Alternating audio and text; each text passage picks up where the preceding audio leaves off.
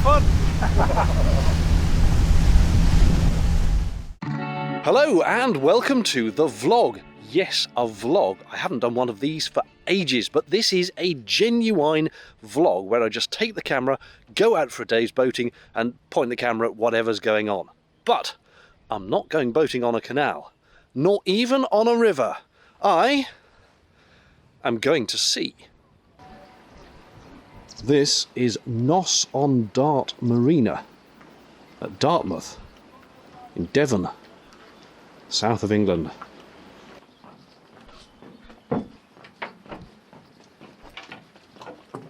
So many big boats. So many seagulls. No sign of any herons. Oh look, that's a Cornish shrimper. Oh look, there's a Cornish crabber as well. That's the same as my father had when we moored down in Breedon. Anyway, that's not what I'm here to see. What I'm here to see is none other than Mr. Aquaholic himself. Good Nick, morning. How are you? Sick of your boot. How are you doing? I'm very well. You can't shake hands with that, can you? Now, before we go boating, I think we should probably find out something about this fine craft that I'm going to go boating on. So, what are we looking at here? What is this? This is a 2005 Jeannot 805 leader. I've owned it for about 5 years. It's got a Volvo Penta 260 horsepower diesel engine in it, which is a turbocharged and supercharged engine, 3.7 litres I think. Gives it about just over 30 knots, cruises very nicely at 20, and it does us extremely well. We've had this, as I say, for 5 years and enjoy it hugely. It works very well for us. Well, I think the first thing to do is life jackets. It's a funny one with boats because when you're out on the water, you don't need them. It's a pretty safe environment, but I just think you don't notice them once you've got them on. And if you ever did have a problem, the last thing you want to be doing is hunting for a life jacket. You want to be dealing with the problem. So I always tend to think if we're actually out on the sea, best to wear them. You know where it is, it's on you. And but it's like wearing a seatbelt in a car or on an airplane. You're not wearing it because you expect something to go wrong. You're just wearing it for good practice, really. Put your arm through like that. That's exactly it. Ooh, fits Perfect. like a glove. Oh, hang on, this is it.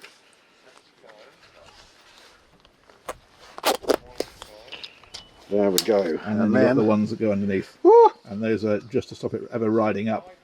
If you were to go into the water, Right. feet first.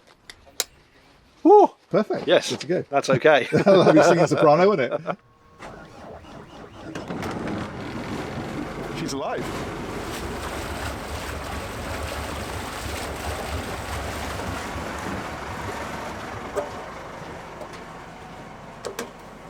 So I've got these lines made up so that we can just unhook and go, which makes life a little bit easier than get the warps out every time. And then the only thing to be careful of is just making sure that you don't lose the bow as you're doing the rest of it, because of course the first thing it does is drift away. That's all good. We'll unhook these ones here. That one there. That's it. We stepped aboard and Nick edged the boat gently from the dock.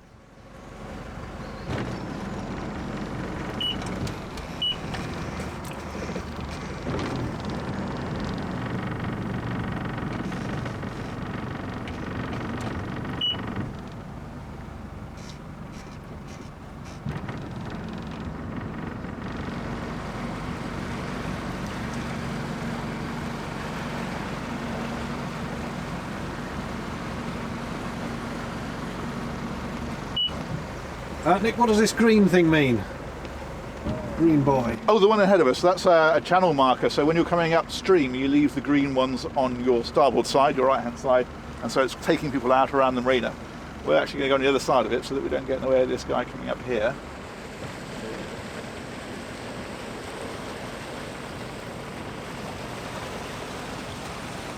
Almost immediately opposite, we saw the training ships of Dartmouth Naval College. So if you become a naval officer, they'll bring you here first of all and they'll train you in boatcraft, basically. How fantastic to have a house overlooking this water.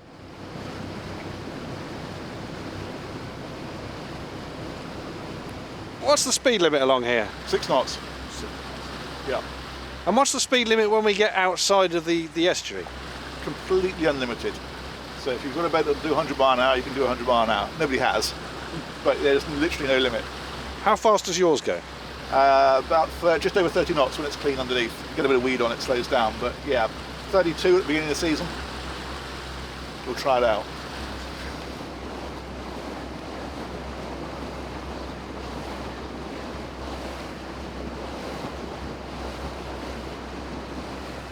I am pleasantly surprised by how quiet the engine is. Now I know we're only ticking along at 6, but if I were doing 6 in the narrowboat, you'd hear it. And this is very civilised. That's Dartmouth Naval College itself. This is particularly interesting because the yellow building that you can see over there on the edge is the only railway station ever to be built in the country that's never had a railway. So it's not a case of it had a railway and it's disused now. That's never had one. And what it was Brunel, who built the South Devon line. His intention was to bring it across the river and down to Dartmouth. And he was going to have a bridge further up the river, but he could never get an agreement with the landlords, and the final bit never got made. So in fact, the train tracks come down onto the Kingswear side, and then you have to get a ferry across. So that was built before they found out they could get a railway line to it. Those little boats are for hire if you fancy a day on the water. Next, we passed the Kingswear ferry. These little fellows trundle backwards and forwards. There's this one here, there's another one on the other side, and they've been running for years and years and years. They've got an actual tug alongside them. The tug backs out, and then it swings round. The bow stays attached. They let the stern go, swing it round, and power it across, and then they do it back from the other way. Defending the River Dart from invaders is Dartmouth Castle, parts of which are over 600 years old. You've got Dartmouth Castle on this side, Kingswear Castle on the other side. And during, I think it was World War II, they used to put a boom across so that the submarines couldn't get in. So that yellow buoy is marking the limit of the 6-knot speed limit. Quite a long way out of the estuary before you get to this point. In fact, I'll show you that. We're all the way out here until you get past the 6-knot speed limit, but once you're past that, you can go as fast as you want. Right, what are we about to do? We'll wait for it to stop bleeping, which is just done. We're about to go fast. Now, the important information here for you as a narrowboater is, despite what you've heard, you do not get nosebleeds over 10 knots. You'll be all right. Okay, so that's the important thing to know. Thanks. Yeah, it's a pleasure.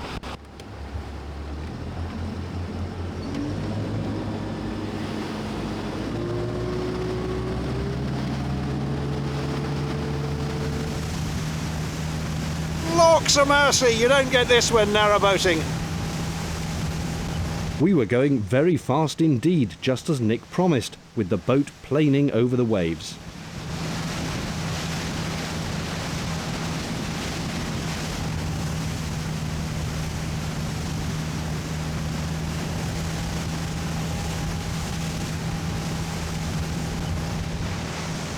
After zooming round the coast, we came towards Brixham. An odd moment this for me, as if you saw my very first video, you'll know that Brixham featured large in my plans 7 years ago to move to the canals. It was after realising I couldn't afford a house by the sea that I ended up buying a narrowboat. That's Brixham Harbour Lighthouse.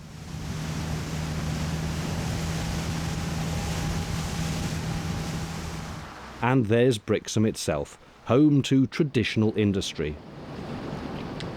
This is Brixham's fishing fleet, of which there are several in a minute, as you can see.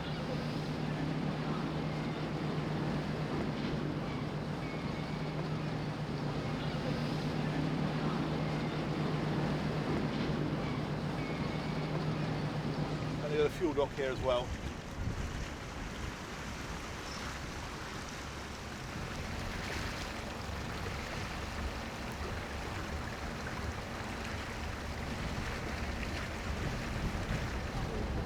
We motored on a little further, past Fishcombe Cove.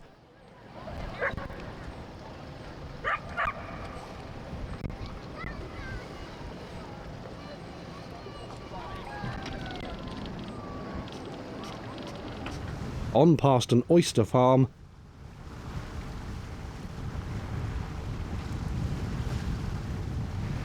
and we headed to our lunchtime mooring spot near Broadsands Beach.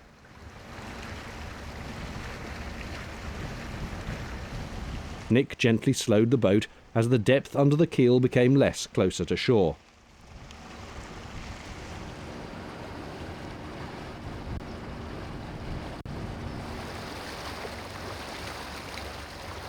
We prepared to drop anchor. Who are you calling a complete anchor? The anchor lives in this locker and is winched down electrically. This is on here just as a safety thing, so that if the clutch on the winch was ever to let go while you're travelling at speed, your anchor doesn't disappear off the front. That sounds like a good idea. Would be a shame for obvious reasons. All right, down. There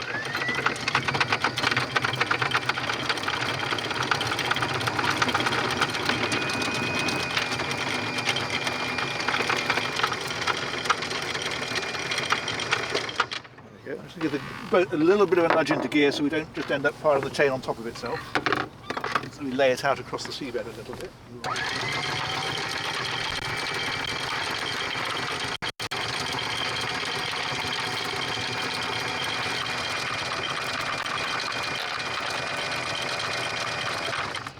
And that should on top of that. Right.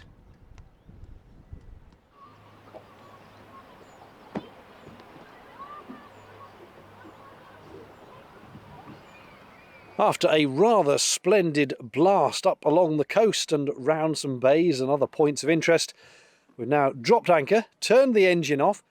It's blissfully quiet. And we're going to have a spot of lunch, because that is what civilised boating is all about.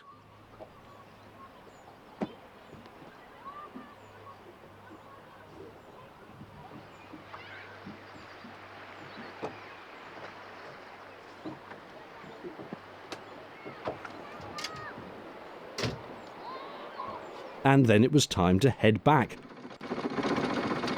Anchor up.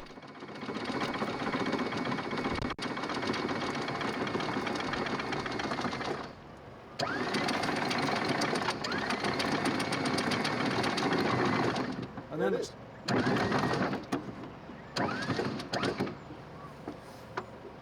Okay, well, at this point, Nick has rather foolishly agreed to let me have a go. And as a man who's only used to doing 3 miles an hour, this could be fun. It's quite enough. It's quite enough, I think. 5 miles an hour. So if you pick the speed up, you want to be at about 2,500 RPM. That's getting the boat up onto the plane. Oh, okay. So we want to be planing. Yeah. Oh, this is very fast. I'm hanging on to the wheel.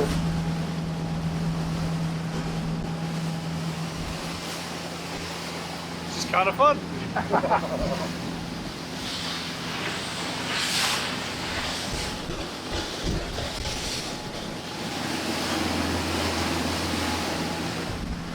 The thing you notice is that the boat tilts, which it doesn't on a narrowboat. It's just like being in Miami Vice, isn't it? It's just like Miami Vice. You do look a lot like Don Johnson. Got our cocaine haul in the back. The cops are onto us.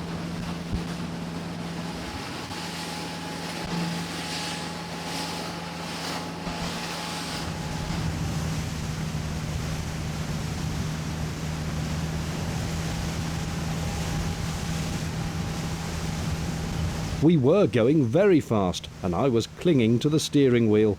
Amazingly, I managed to avoid other boats and the large rocks.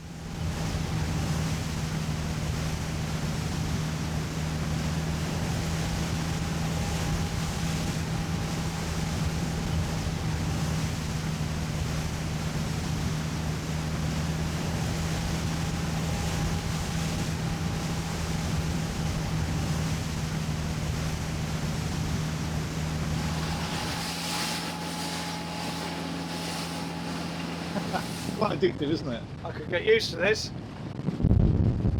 And not a sign of any seasickness. No. So that is good. Yeah, absolutely. It's very, very rare we have problems with seasickness on here because the motion of the boat is not a yawing motion. It's It's very much a sort of a planing, up and down motion, and people seem to be able to cope with that pretty well.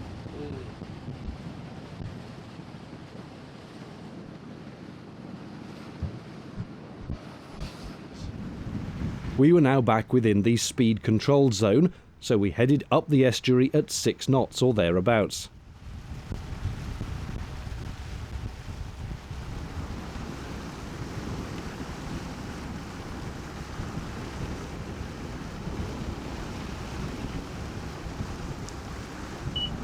There's the ferry and tug we saw earlier, the tug pivoting on its bow as Nick had described to take the ferry across.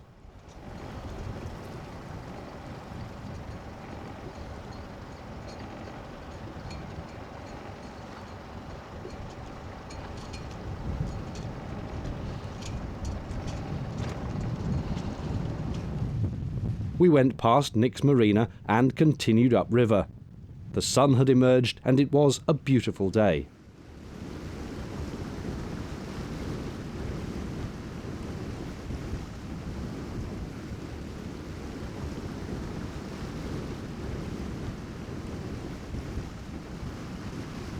We went past the boathouse that belonged to Agatha Christie and was the scene of the crime in the Poirot novel Dead Man's Folly. It's now run by the National Trust. There's an odd bit of the river here that suddenly gets very deep. Oh, 25. Oh my word.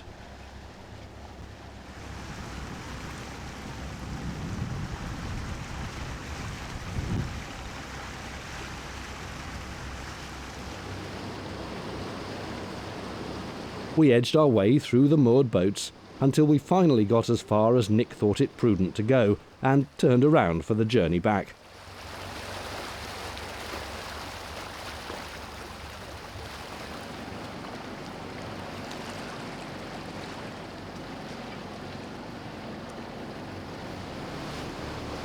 Is that not just the prettiest scene?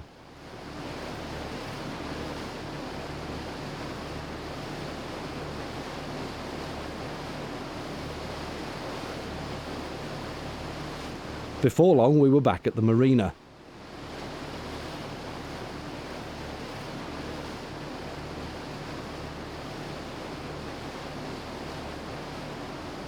Nick prepared the boat for docking.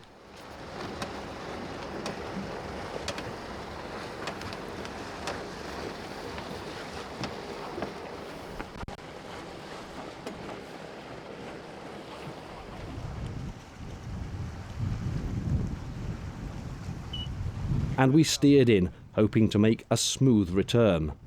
Yeah, we'll do one of your famous edited outs where we leave it in. Out later. He is a master of the craft, though. There was no doubt this would be expertly done. That's the spot.